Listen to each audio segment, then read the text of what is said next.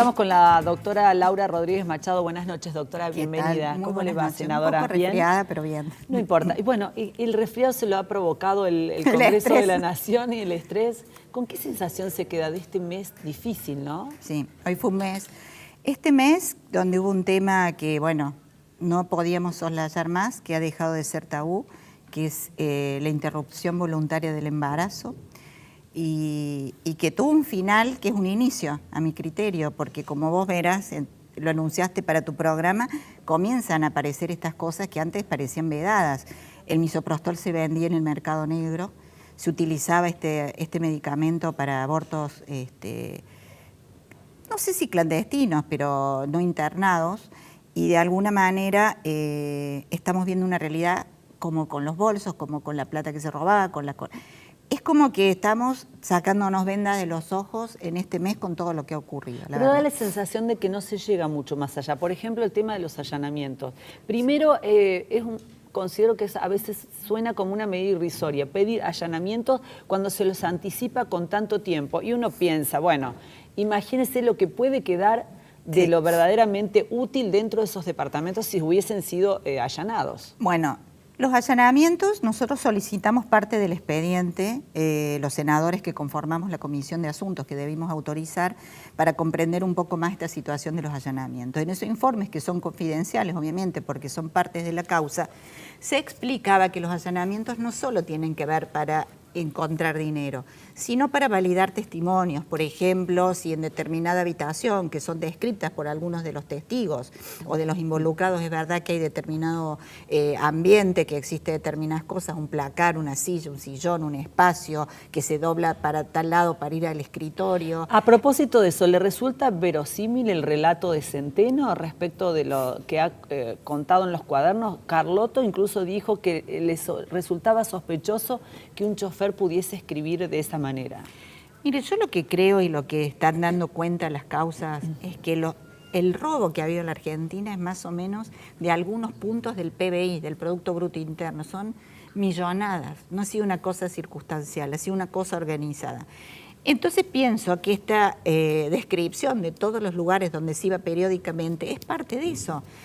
La justicia está verificando si son ciertos, pero a juzgar por la cantidad de arrepentidos que quieren decir la verdad, porque saben que si no van presos, y como sabrás, la ley del arrepentido le permite a una persona que tiene que delatar a los jefes de la organización con información veraz y verídica, me dan la pauta de que esto lamentablemente es real.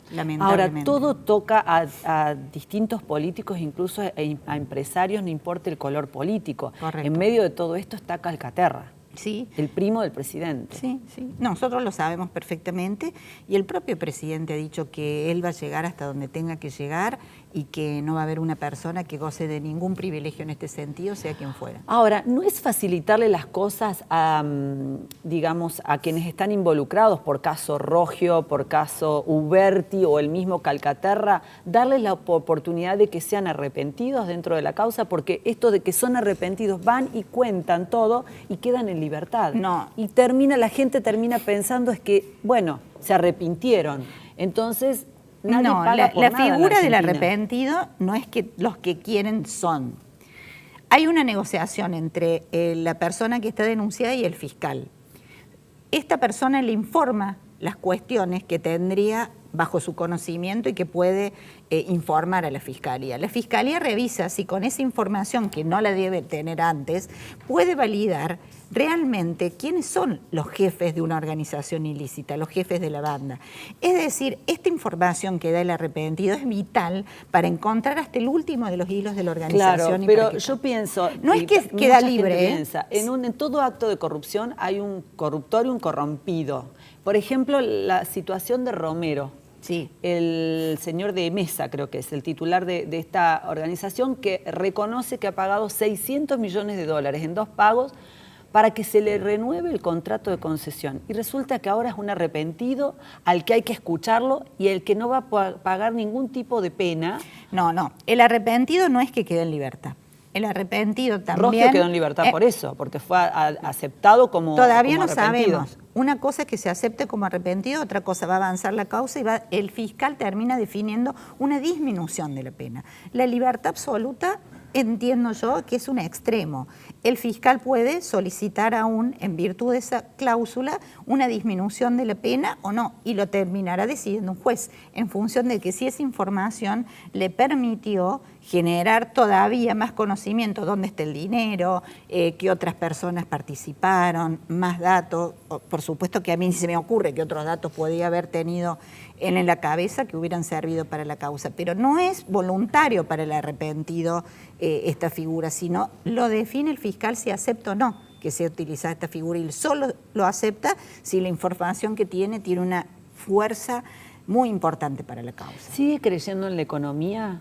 ¿Usted en la economía que ha implementado el presidente actual? Mire, absolutamente. A veces da la sensación de que la inflación nunca va a bajar, como dice el presidente, no vamos a estar mejor, como dice el presidente. Mire, es difícil hay creerle a lo largo del tiempo. Los cambios que se hicieron en la Argentina son cambios que sí o sí los teníamos que hacer, y creo que no hay político, salvo la propia presidenta o su partido, que diga que esto no debía haber sido así. Salir el default, transparentar los números del INDEC, terminar con el tipo de dólar. ¿Te acordás que había el dólar ladrillo, el dólar billete, el dólar exportación? El dólar blue, el dólar blue. Sí. Bueno, tener una sola paridad cambiaria, la libertad, la independencia del Banco Central, la definición de que la justicia puede investigar casos, es decir, toda una serie de pasos económicos que se fueron dando, la simplificación de la exportación, la simplificación para las pymes, la autorización de crédito, el crédito inmobiliario, la solidez bancaria. Bueno, todos estos pasos había que darlos. Ahora, usted me dice, dados estos pasos, ¿hubo cosas buenas? Sí, las economías regionales florecieron, hubo cosas buenas. En el medio que pasó, una tormenta también internacional. Nosotros con esos pasos generamos una base para el crecimiento, pero todavía no somos un país absolutamente sólido y firme en términos económicos. Entonces, estas cuestiones internacionales, claro que sí que nos golpean, como en otros momentos nos golpearon otras y nos generaron graves crisis. Pero no significa que a partir de ahí, con lo que se hizo, habrá estado mal hecho, sino significa que está la base para que nosotros podamos avanzar. Doctora, algún sector de la sociedad dice que a ciertos jueces y fiscales, como Stornelli o Bonadío, son funcionales al poder, porque hace años que están, pero resulta que ahora encuentran que investigar a esta altura. Bueno, el tema judicial yo lo viví mucho porque formé parte de la bicameral de seguimiento al Ministerio Público Fiscal, donde estaba Gil Scarbo, que era, para que nos entiendan tus televidentes, era la que coordinaba el accionar de todos los fiscales de la Argentina que tienen que seguir casos de corrupción de funcionarios nacionales. Ahí había una organización ilícita a nuestro criterio, porque verificamos que se nombraban fiscales por no concurso, a dedo, sin que hubieran ganado, y se lo ponían a frente de causas vitales en Comodoro Pi. Por darte un solo caso, el fiscal y juraban en lugares inexistentes, es decir, ganaban concursos que no existían para lugares que no existían, como Juan Pedro Soni, que salió bastante último en un concurso, sin embargo lo pusieron en el cargo, pasó a una fiscalía en Santiago del Estero, donde no existía ni el edificio, el mismo día se lo trasladó a Comodoro Pi, al día siguiente le dan la causa a Nisman y al día siguiente imputa a la madre y a la hermana. ¿Cómo se puede hacer eso en un país? Se puede hacer eso. ¿El gobierno puede llegar a tener tanto poder? Claro ¿El que gobierno sí. de Macri o de la Cristina o de que sea? Lamentablemente, cuando las instituciones fallan, estas cosas ocurren. Y el único reaseguro es la gente. Cuando ve estas cosas... ¿Y el Congreso? Bueno, ¿a dónde estaba el Congreso en ese momento? El Congreso tenía mayoría del mismo partido que gobernaba, que es la misma mayoría que está ahora, y que no habilitó los allanamientos, y que no va a habilitar el desafuero. Es decir, todavía falta mucho por votar para que cambie el color político y que sea independiente el Congreso de la Nación de esto que vemos, ¿no? Claro. De si vamos a permitir que sean juzgados o que la justicia avance o no. Doctora, ¿cómo se ve acá en Córdoba como gobernadora? Bueno, yo la verdad que lancé mi candidatura, como bien vos decís. Yo creo que Córdoba, más allá que reconozco que Schiaretti es un buen administrador, necesita un cambio, porque una cosa es administrar y otra transformar.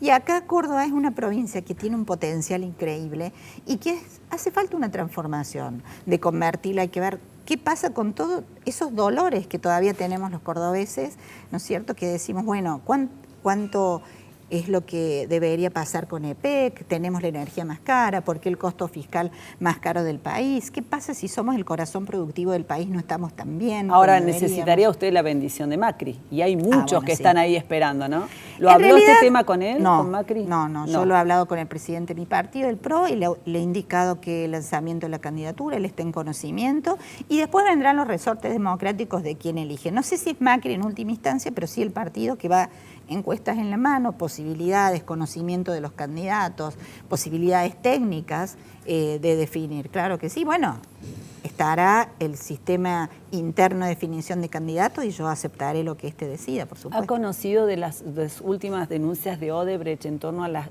gran cantidad de deudas que ha dejado, por ejemplo, en Tras la Sierra, con dos obras importantes? ¿Qué se puede hacer desde el Congreso y ustedes, nuestros representantes? Mire, nosotros tenemos una cuestión que creo que tiene que ver con todas estas denuncias de la corrupción. En Córdoba hay un gran descreimiento de lo que es la Fiscalía de Corrupción, Anticorrupción Local. Creo que deberíamos generar una comisión un poco más grande, una comisión investigadora donde también haya integrantes de la Nación y de otros fueros federales para determinar si hubo o no también corrupción en la provincia. Doctora, para terminar, al final era un proyecto muy bueno el que ustedes habían acordado con los otros senadores en torno a las modificaciones del original que había subido de diputados en torno a la legalización del aborto. ¿Por qué no se llegó a un acuerdo? Bueno, los tres senadores por Córdoba modificamos ese texto, haciéndolo tal vez más digerible por todos los sectores de la sociedad. Bajaron la cantidad de meses, incluimos la sí, objeción de ideario para las instituciones, la despenalización del médico. Y el aporte de la nación. Y el acompañamiento a la mujer, porque acá cuando una mujer toma la decisión, Fabiana, como mujer sabrás que esperemos que a ninguna le pase, pero cuando en este tremendo momento de definir si su proyecto de vida va para un lado, su proyecto de vida va para otro. La mujer no debe decidir porque se le dio la gana no tener un hijo. Es una ilusión de toda mujer tener un compañero, o una vivienda, o un trabajo, o un lugar donde dejar a su hijo. O a veces ha sido, digamos, fue producto de una relación no querida, no necesariamente una violación. Bueno, en esa situación, la mujer necesita un acompañamiento, necesita informarse si hay posibilidades de adopción, qué pasa si lo tengo, qué beneficios o planes tiene el Estado para conmigo, cuáles son los riesgos de un aborto. También tiene que informarse otros sistemas de prevención, de anticoncepción. Se tiene que ir de un hospital. Da la sensación que está desarticulado el sistema en torno a este problema, ¿no? Hay y tantas familias que quieren adoptar y sí, les cuesta tanto. Tantas otras parejas que quieren concebir y no pueden, y no tienen el apoyo, el respaldo del gobierno. Y estas chicas que, bueno, han llegado a lo mejor a esta situación y como usted decía, tal vez con un buen acompañamiento se podría articular de alguna manera. Bueno, pero eso no va a pasar si nosotros nos seguimos tapando los ojos a una realidad y pensamos que el aborto clandestino no existe, pensamos que se la arreglen como puedan, a su vez hay un delito que no existe en la práctica porque no hay mujeres presas por esto. Entonces, nosotros queríamos pasar de una despenalización de hecho que se da a una de derecho que esté sustanciada y que haya este acompañamiento. Y sí nos acompañaban los 36 senadores. Pasa que para avanzar en la modificación artículo por artículo debió haber ganado el sí y ahí empezamos con las modificaciones de cada artículo que había consenso con todos los senadores que se votaba por el sí de avanzar sobre esas modificaciones. Gracias, senadora. De nada, muy buenas noches. La vamos a invitar nuevamente como candidata ya cuando estemos más cerca de la fecha. ¿Y quién le dice? Ese sillón trae suerte, como dicen. Trae suerte una de esas la siento algún día como gobernadora. Las mujeres están haciendo también buenas gobernaciones, así es que bueno, ¿por qué no? ¿Por qué no votarla? Sí. Gracias, senadora.